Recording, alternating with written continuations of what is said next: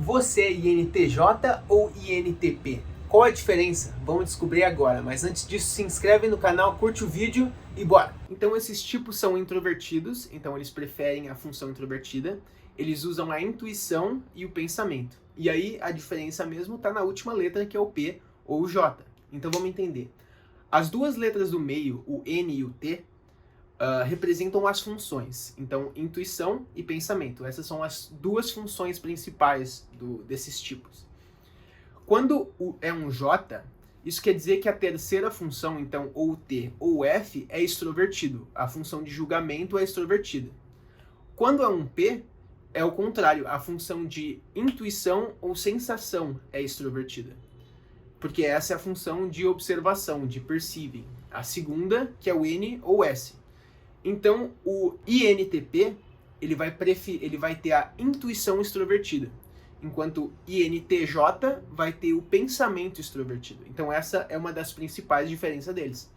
Então, como os dois preferem a função introvertida, então a função introvertida deles vai ser dominante, então é a outra. Então, o INTP vai ter o pensamento introvertido dominante e a intuição extrovertida auxiliar.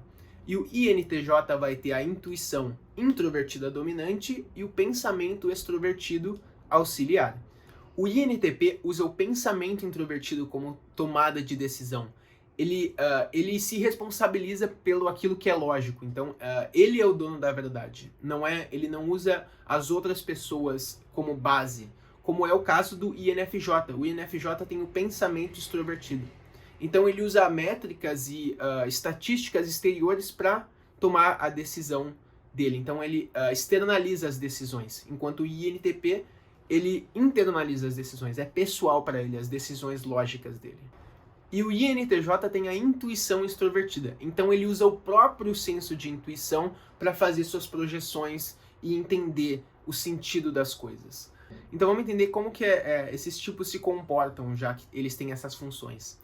Então, o INTJ vai entender o sistema como um todo, usando a sua intuição introvertida e usando o seu pensamento extrovertido, ele vai criar novos caminhos mais efetivos para alcançar os resultados.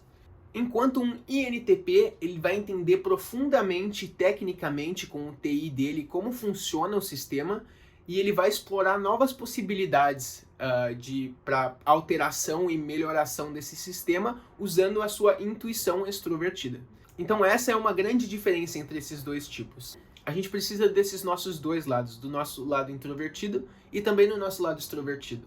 Se a gente estiver muito desbalanceado para qualquer um desses dois lados, não vai ser bom para a gente. Porque a gente precisa ter tanto o conhecimento, que seria a função introvertida, quanto o impacto no mundo. Usar esse conhecimento para realmente fazer alguma coisa, que seria as funções extrovertidas.